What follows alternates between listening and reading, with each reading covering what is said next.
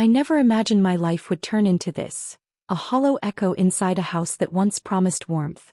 My husband barely noticed me anymore. He came home late, ate in silence, and slept facing the opposite direction. We hadn't touched in months. I stopped asking why. Somewhere between our busy schedules and his growing coldness, I had vanished into the wallpaper of my own home. The only sign of life in that house was my stepson Jasper, 19. Quiet, polite to a fault, always kept to himself. He wasn't mine by blood, but I'd known him since he was 12.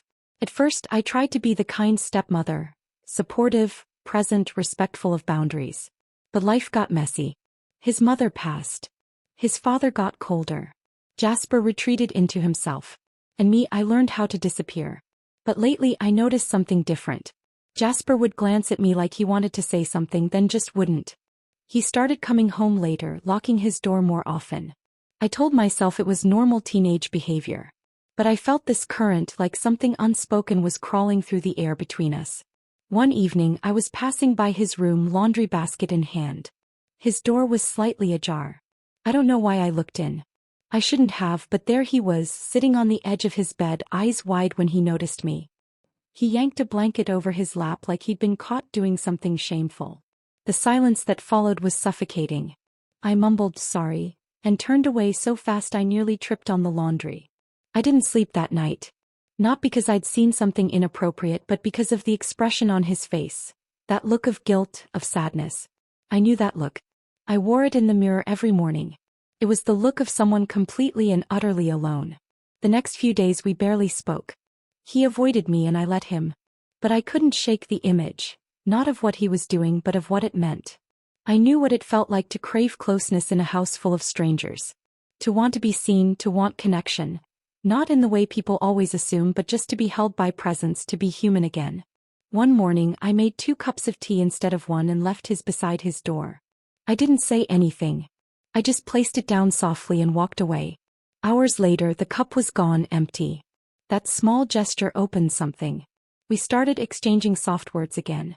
Small talk at first, how school was going, how he liked his new job in Ravenwood. He didn't mention that night and neither did I. But I noticed the way his voice relaxed when he spoke to me, how he lingered in the kitchen a little longer. How he looked at me, not as a child looks at a mother but as someone searching for safety. Maybe we were both looking for the same thing. And that scared me more than anything, that it started with conversations that felt like breathing after being underwater too long. Nothing forced, nothing awkward, just words that mattered. Jasper opened up slowly like a door stuck from years of not being used. He told me about school, his confusion about the future, how nothing felt stable anymore, how he missed his mom but barely remembered her laugh, how he resented his dad's silence and the way it made him feel like he didn't exist. I listened fully, deeply, because I understood every syllable. I didn't share everything right away, but the more he trusted me, the harder it became to hide my own cracks.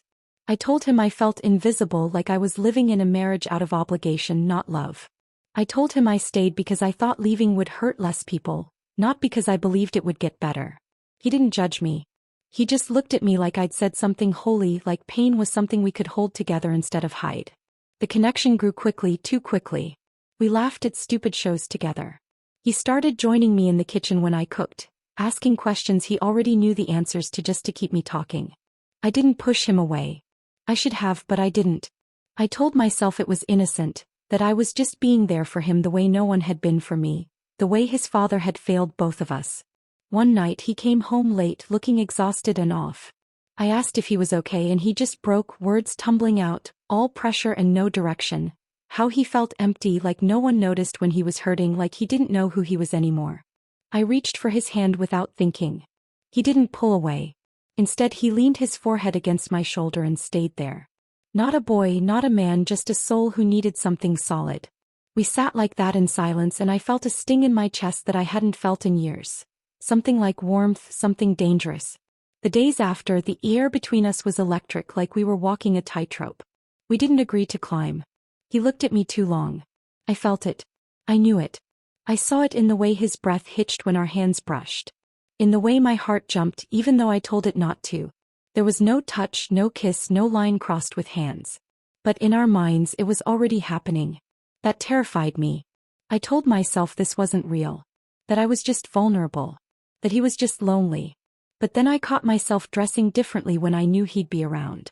Laughing a little louder at his jokes, hoping he'd sit closer. And when he did, I didn't move, not even an inch. It was as if we were both waiting for someone to stop us, but no one ever did. And somehow that silence was louder than anything else. I started to notice the way he looked at me. It wasn't accidental. It lingered. There was no pretending it was innocent anymore. He didn't look at me like a stepson. He looked at me like a man trying to understand something forbidden, like he was trying to read between the lines of everything I wasn't saying. And worse, I didn't stop him. I met his gaze, held it longer than I should have, waited for him to look away even though I didn't want him to. The house in Ravenwood became smaller. Every room felt tighter when we were in it together. Every word exchanged had a weight it didn't used to carry. My heart betrayed me before my thoughts could catch up. I was drawn to him. Not because of what he was to me, but because of what he wasn't. He wasn't his father. He wasn't cold, distant, dismissive. He listened. He saw me. And I craved that more than I cared to admit. One night he said something simple. "You always know what I need before I say it." I smiled, but it shook something loose inside me. I thought about that line long after he said it. No one had told me anything like that in years. Not my husband, not anyone. And then it hit me, I wasn't just seen, I was wanted. Not for my body, not for what I could give, but for who I was. When the world forgot I existed. We were sitting close, too close. I felt his arm brush mine and didn't move. He looked at me like he wanted to say something and then didn't. My heart was thumping so loud I thought he could hear it. The space between us disappeared for a second. Just one.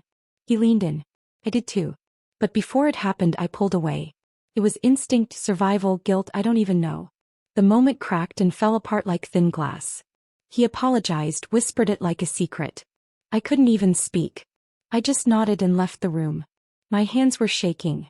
My body felt like it didn't belong to me. I stood in front of the mirror for a long time that night, asking myself who I was becoming. A woman desperate enough to feel loved that she blurred every line that should have stayed clear. The next morning, everything was quieter. He didn't look at me the same way.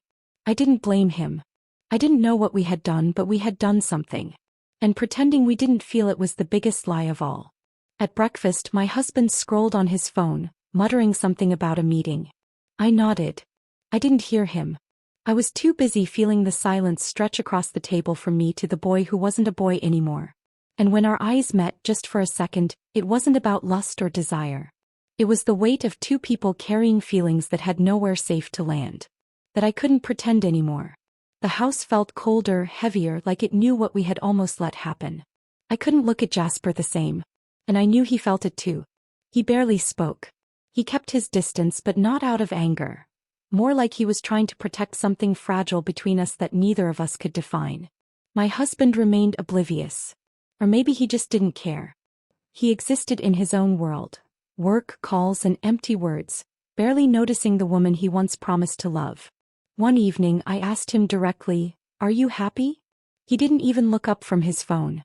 "Why are you?" That was his answer. That was all he had. And in that moment I realized I had been holding on to something that wasn't even there anymore. Maybe it never was.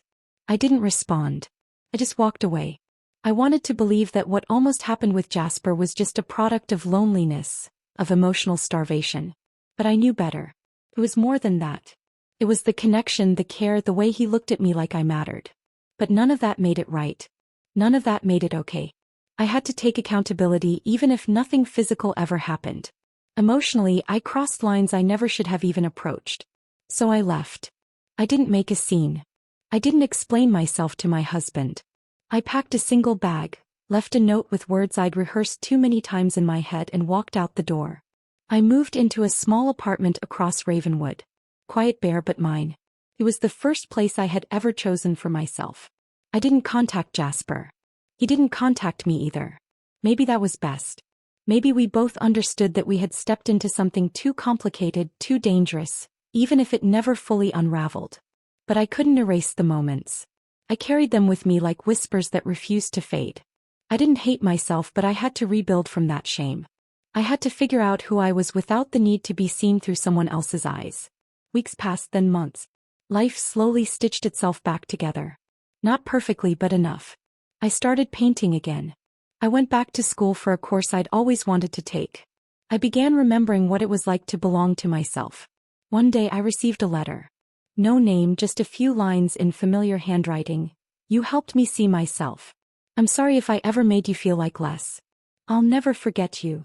I cried not because I wanted him back but because I finally understood. We had been mirrors for each other, reflecting the broken parts no one else could see. But mirrors aren't meant to hold. Just show. I'm not proud of everything, but I'm not the same woman who waited in silence for someone to notice her. I walked away before it became too much. And sometimes, survival is the most honest kind of love there is.